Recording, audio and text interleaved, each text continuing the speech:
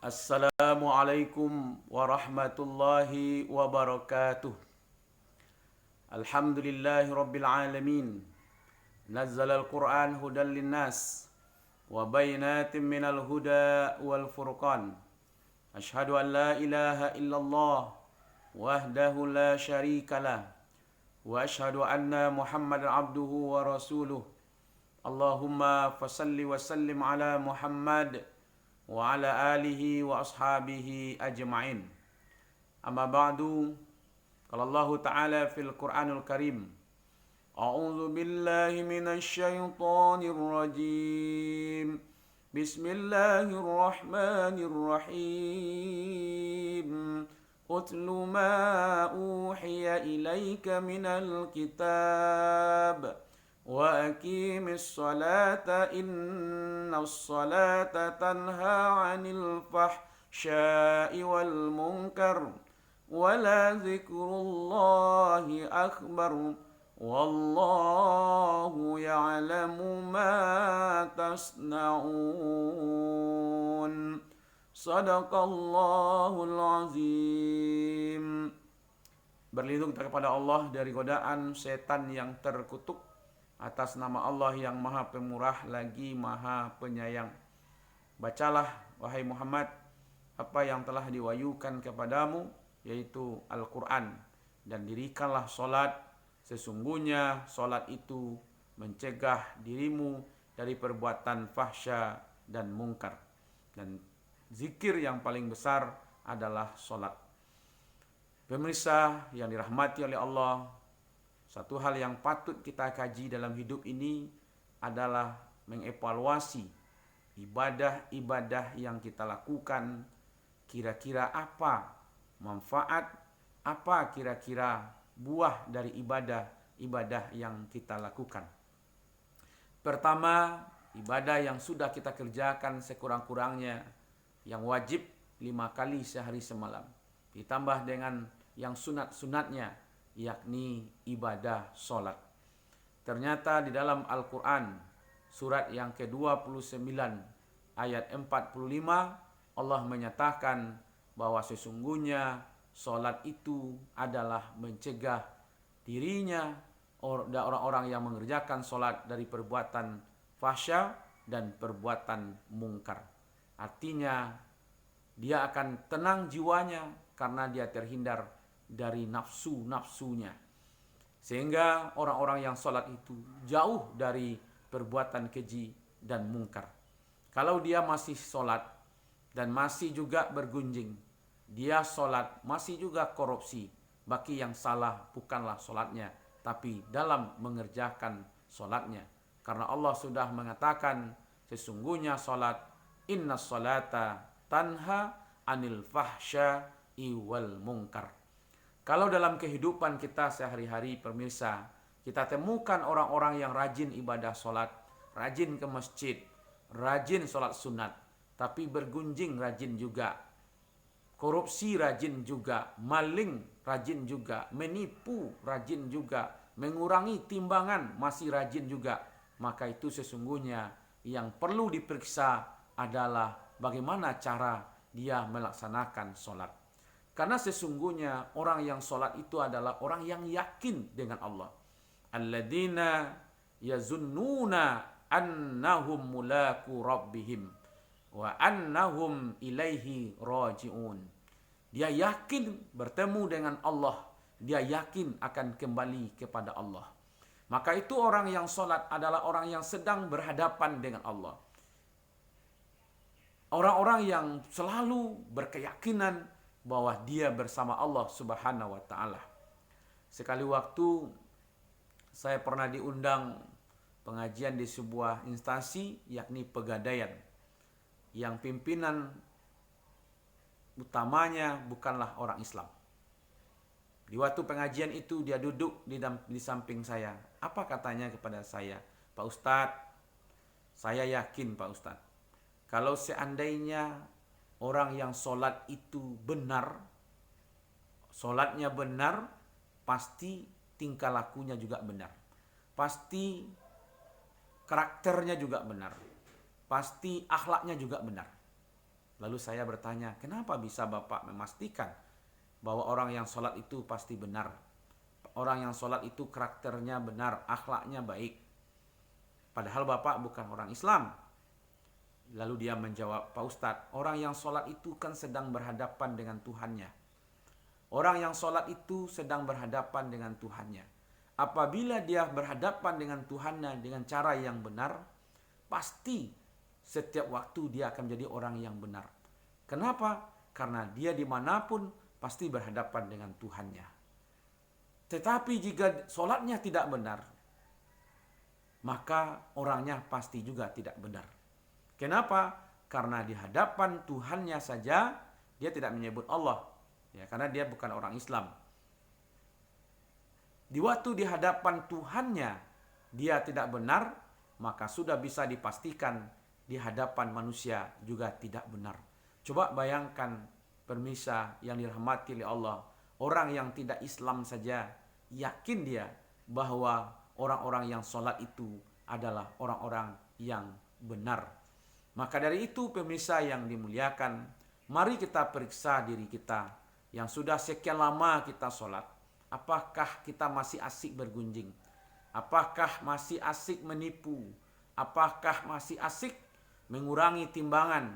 Apakah masih enak kita memakan harta yang haram? Karena sesungguhnya Allah menyatakan, wa aqimis shalah, inna sholata tanha anil fahsya iwal munkar. Dan dirikanlah solat, sesungguhnya solat itu mencegah dirimu dari perbuatan keji dan mungkar. Ini ibadah pertama yang kita lakukan. Yang kedua, ibadah yang selalu kita lakukan adalah di samping melaksanakan solat juga membayarkan zakat. Zakat adalah pemberian. Zakat pemberian wajib, mengeluarkan harta tertentu dalam jumlah tertentu pada waktu yang ditentukan dan dibagikan kepada orang-orang yang telah ditentukan. Pada hakikatnya kita mengeluarkan harta yang kita miliki adalah sesungguhnya mengajarkan kepada kita untuk menghilangkan sifat rakus, menghilangkan sifat tamak, loba, akok. Maka itu orang-orang yang berzakat adalah orang-orang yang mengeluarkan sifat-sifat yang tidak baik dalam dirinya dan menimbulkan dan menanamkan sifat kedermawanan, suka berbagi dengan orang lain karena dia yakin bahwa dalam hartanya itu ada hak orang lain. Walladzina fi amwalihim haqqum ma'lum. Dia yakin bahwa dalam hartanya tersedia milik orang lain, yaitu orang miskin. Lis-sa'ili wal mahrum. Baik orang-orang miskin itu meminta ataupun tidak meminta. Maka itu pemirsa yang dirahmati oleh Allah, di waktu kita mengeluarkan zakat sesungguhnya kita sedang mengeluarkan sifat kikir, sifat tamak, sifat loba, sifat rakus dalam diri kita. Itulah buah dari zakat yang kita lakukan. Karena kita yakin seyakin-yakinnya bahwa zakat itu berpengaruh kepada amal-amalan kita. Orang-orang yang tidak mau mengeluarkan zakat, orang-orang yang enggan mengeluarkan zakat, maka siap-siaplah menerima akibatnya, azab yang menyakitkan bagi dia, bukan hanya di akhirat, termasuk juga di dunia. Harta itu akan keluar dengan caranya sendiri. Di waktu kita tidak mengeluarkan harta untuk zakat, bagi orang-orang yang sudah wajib untuk berzakat, maka nanti harta itu akan mencari jalannya sendiri. Apakah dengan penyakit yang berat sehingga habis harta kita karena sakit itu? Apakah karena kemalingan? Apa karena ditipu orang? Apa karena kebakaran? Dan bermacam-macam bentuk musibah yang didapatkan bagi orang-orang yang tidak mau berbagi, apalagi tidak mengeluarkan zakatnya. Maka dari itu, pemirsa yang dimuliakan, buah dari membayar zakat adalah mencampakkan sifat rakus, sifat loba, sifat tamak. Kalau begitu, orang-orang yang tidak mau membayar zakat adalah padahal dia sudah wajib membayarnya, sudah sampai haulnya, sudah sampai nisabnya, lalu dia tidak mau mengeluarkan zakatnya, maka sesungguhnya dia sedang dijangkiti penyakit-penyakit rohani yaitu serakah alias tamak alias loba. Maka dari itu orang-orang yang berzakat sedang mengeluarkan puncak kedermawanannya adalah suka berbagi dengan orang lain. Maka dari itu pemirsa yang dirahmati oleh Allah, itulah buah dari zakat, yaitu menjadi kedermawanan, suka berbagi dengan orang lain. Yang ketiga, ibadah yang selalu kita lakukan adalah ibadah puasa. Baik 1 bulan dalam 1 tahun, yaitu puasa Ramadan, baik puasa Senin Kamis, 3 hari tengah bulan, atau juga puasa Nabi Daud. Selang-seling kita berpuasa. Hari ini berpuasa, besok berbuka, hari ini berpuasa, besok berbuka. Maka itu buahnya adalah ujung dari puasa itu adalah ketakwaan. Ya ayyuhalladzina amanu kutiba alaikumussyam kama kutiba alal ladzina min qablikum la'allakum tattaqun. Hai orang-orang yang beriman, diwajibkan atas kamu berpuasa sebagaimana yang telah diwajibkan kepada orang-orang sebelum kamu. Mudah-mudahan dengan berpuasa itu engkau termasuk orang-orang yang bertakwa. Buah atau puncak dari puasa yang kita lakukan menjadikan kita yakninya orang-orang yang bertakwa. Inna akramakum indallahi atqakum. Sesungguhnya posisi yang tinggi terbaik di sisi Allah adalah ketakwaan. Pemirsa yang dirahmati oleh Allah, takwa adalah ja'alal nafsi fil waghayah, menjadikan diri terpelihara. Terpelihara nafsu kita, terpelihara kepedulian kita sesama orang lain, khususnya kepada orang-orang fakir dan miskin. Di waktu dia berpuasa, dia merasakan haus dan lapar dari terbit fajar sampai terbenam matahari. Bagaimana dengan orang-orang miskin yang hampir setiap hari dia mengalami sifat lapar, mengalami kelaparan, haus dan segala macamnya karena tidak ada makanan yang mereka makan. Maka itu sebenarnya puasa adalah menghaluskan sifat kedermawanan, suka berbagi. Mari kita perhatikan Al-Quran surat Ali Imran ayat 133 dan 134. Wasari'u ila maghfiratin min rabbikum wa jannatin arduhas samawati wal ard u'idda lil muttaqin alladzina yunfikuna fis sarra wad darra wal kaziminal ghaiz wal 'afina 'anil nas wallahu yuhibbul muhsinin. Apa kata Allah dalam ayat itu? Bersegeralah engkau kepada ampunan dan surganya Allah yang seluas langit dan bumi, disediakan untuk orang-orang yang bertakwa. Siapa itu orang yang bertakwa? Alladzina yunfikuna fis sarra wad darra wal kaziminal ghaiz wal 'afina 'anil nas, yaitu orang-orang yang mampu berbagi dengan orang lain di waktu lapang dan di waktu sempit, dan orang-orang yang mau menahan amarahnya, dan orang-orang yang mau yakninya memaafkan kesalahan orang lain. Yaitu orang-orang bertakwa adalah orang yang mampu berbagi dengan orang lain di waktu lapang dan di waktu sempit, dan dia mampu mengendalikan emosinya, amarahnya, dan dia mampu untuk memaafkan kesalahan orang lain. Maka itu puncak ibadah takwa. Buah dari ibadah puasa adalah ketakwaan. Ketakwaan itu adalah mengikis habis perasaan-perasaan yang tidak baik, amalan-amalan yang tidak baik dalam diri kita. Di antaranya adalah orang-orang yang mau peduli kepada sesama orang lain. Pemirsa yang dirahmati oleh Allah, yang terakhir, ibadah yang dilakukan oleh umat Islam adalah ibadah haji ke Baitullah. Haji adalah rukun Islam yang kelima. Al-hajju ashhuru ma'lumat. Haji adalah pada bulan-bulan yang telah dimaklumi. Faman farada fihinnal hajj, barang siapa yang sudah menetapkan niatnya untuk pergi haji pada bulan itu, maka fala rafasa wala fusuqa wala jidala fil hajj. Maka itu jangan melakukan rafas dan jangan melakukan fusuk dan jangan melakukan jidal. Rafas adalah pornografi, porno aksi, kata-kata yang porno, sehingga dia terpelihara dari pornografi dan porno aksi.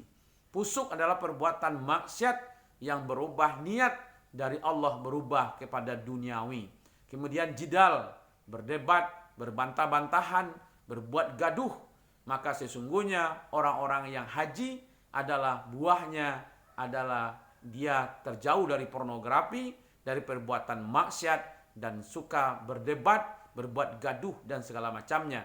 Inilah buah dari haji, bahwa semua yang dia lakukan adalah memelihara dirinya dari perbuatan-perbuatan yang tidak benar. Pemirsa yang dirahmati oleh Allah, mari kita evaluasi diri kita, evaluasi ibadah kita. Apakah ibadah-ibadah yang kita lakukan sudah kita nikmati buahnya apa tidak? Di waktu kita melaksanakan sholat, maka buahnya sholat itu mencegah diri kita dari perbuatan keji dan mungkar. Di waktu kita membayarkan zakat, maka buahnya kita terjauh dari sifat serakah, sifat rakus, kita terjauh dari sifat tamak, loba, cinta kepada harta. Tetapi kita menanamkan sikap perbuatan suka berbagi dengan orang lain, sifat kedermawanan, karena kita yakin dalam harta kita ada hak orang lain. Apabila kita tidak keluarkan, berarti kita makan hak orang lain. Hak orang lain yang kita makan hukumnya adalah haram. Di waktu kita melaksanakan ibadah puasa, maka puasa itu mengantarkan kita menjadi orang-orang yang bertakwa. Orang yang bertakwa itu adalah orang yang mampu peduli kepada orang lain, baik di waktu sempit apalagi di waktu lapang. Dia mampu mengendalikan amarahnya dan dia mampu memaafkan kesalahan orang lain.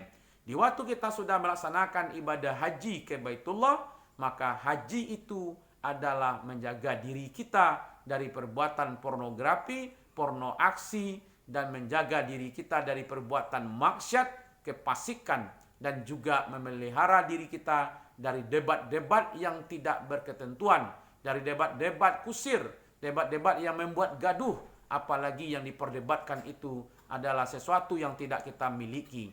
Maka dari itu, di waktu kita sudah mendapatkan nikmat-nikmat ibadah dalam kehidupan dunia kita, maka buahnya itulah yang akan kita peroleh, baik di dunia tentu, terutama sekali nanti di akhirat. Terima kasih, mohon maaf, wabillahi taufiq wal hidayah. Wassalamualaikum warahmatullahi wabarakatuh.